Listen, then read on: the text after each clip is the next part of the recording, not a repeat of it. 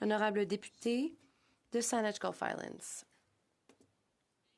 Merci, Monsieur le Président.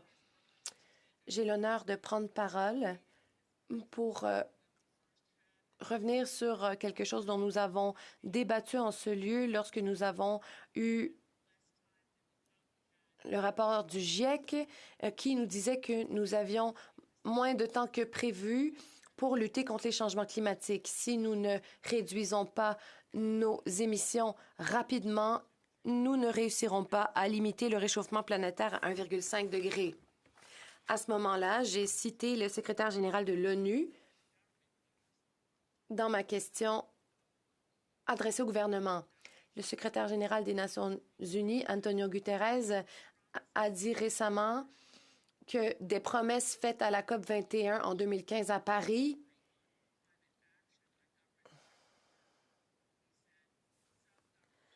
très peu de gouvernements ont honoré leurs engagements. Certains gouvernements promettent de réduire leurs émissions, mais les émissions vont en augmentant. Donc, il a dit en termes simples, ils mentent. Et je le cite. Lorsque le secrétaire général de l'ONU parlait de gouvernements qui disaient une chose et en faisaient une autre,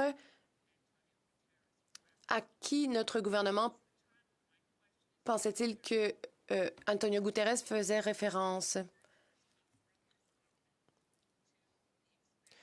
Ce gouvernement a appuyé l'intensification des activités du secteur pétrogazier.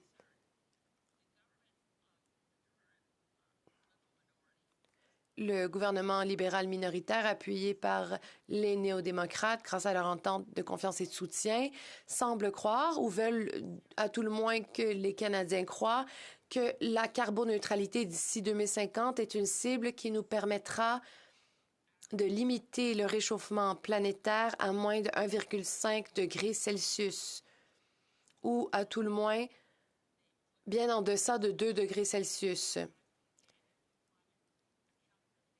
Le gouvernement revient constamment sur cette notion, même si c'est faux.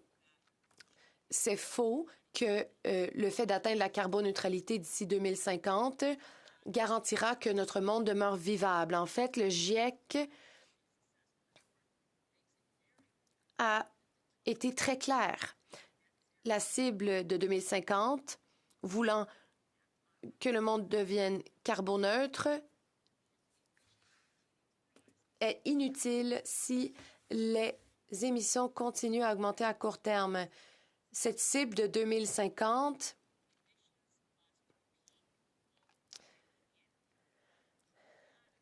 n'est pas suffisante.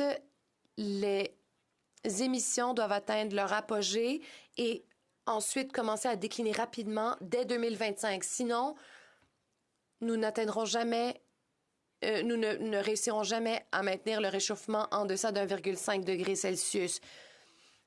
C'est impensable de se diriger vers 2 degrés Celsius de réchauffement et pourtant, c'est vers cela qu'on se dirige. Lors de la COP en Égypte, le secrétaire général de l'ONU a dit que le monde entier était sur l'autoroute qui se dirigeait vers un enfer climatique.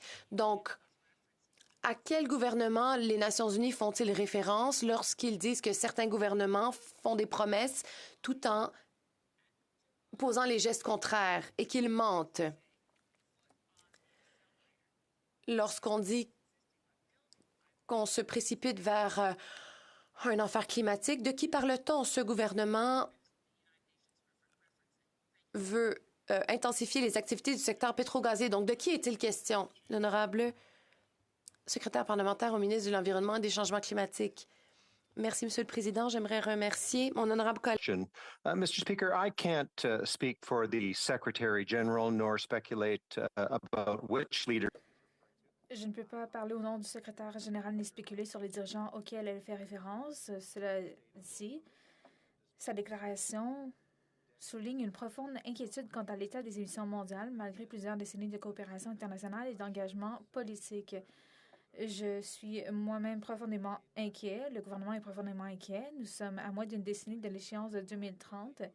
les pays du monde entier s'orientent rapidement vers une économie plus propre. L'objectif du Canada pour 2030, qui consiste à réduire les émissions de 40 à 45 par rapport au niveau de 2005, c'est ambitieux, nécessaire et réalisable. Cette cible reflète l'ambition la plus élevée possible du Canada à la lumière de sa situation nationale actuelle.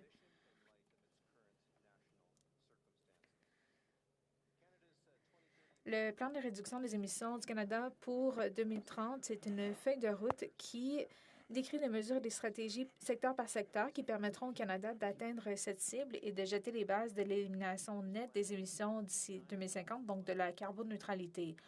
Le plan comprend 9,1 milliards de dollars en nouveaux investissements et une série de nouvelles mesures pour aider à mobiliser le Canada vers une économie véritablement durable et pour que nous devenions un concurrent de premier plan dans la transition mondiale vers des industries et des technologies plus propres.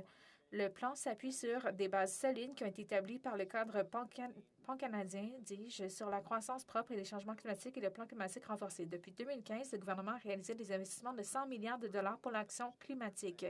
Ces efforts portent fruit. Grâce aux gestes posés par des millions de Canadiens, nous avons pu stopper notre courbe d'émissions qui était autrefois à la hausse. Nous avons pu la réduire et notre feuille de route va s'appuyer sur ces progrès pour tracer la voie et réduire les émissions de 40 par rapport au niveau de 2005. Bon, bien sûr, les mesures ambitieuses au Canada ne vont pas suffire. Les changements climatiques sont une crise mondiale et donc il faudra avoir des solutions mondiales. Dans le cadre de l'accord de Paris, tous les pays ont adopté des objectifs nationaux en matière d'émissions. Comme le Canada, beaucoup ont récemment pris des engagements encore plus fermes. Il reste encore beaucoup à faire à l'échelle mondiale et le Canada va continuer de plaider vigoureusement pour que tous les pays, surtout les membres du G20, fassent leur part afin d'atteindre l'objectif d'une température de 1,5 degrés Celsius.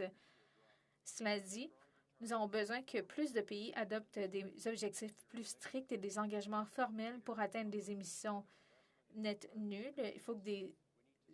Il faut que les investissements publics et privés dans les solutions à faible émission de carbone soient plus massifs. Nous devons nous éloigner encore plus délibérément et rapidement du charbon. Nous allons progresser dans la réduction des émissions. Nous allons continuer à travailler de concert avec nos partenaires. Merci, Monsieur le Président. La députée de Saanich-Coff Islands. Monsieur le Président, l'échange que je viens d'avoir avec mon ami et mon collègue, le secrétaire parlementaire, démontre bien le problème. Les cibles climatiques du Canada sont déconnectées de la réalité. Le panel sur l'action climatique nous dit quoi faire. Le fait de dépenser des milliards de dollars pour de bons programmes, bon, c'est excellent, mais le gouvernement donne d'une main et reprend de l'autre. Oui, absolument, nous devons promouvoir les véhicules électriques, mais c'est une goutte dans l'océan parce qu'on continue à augmenter notre production d'hydrocarbures qui sont exportés à l'étranger. Et cela nous amène sur l'autoroute de l'enfer climatique. Si je ne fais rien, en fait, avant de mourir, j'aimerais au moins réussir à convaincre le premier ministre de cesser de peser sur l'accélérateur sur l'autoroute de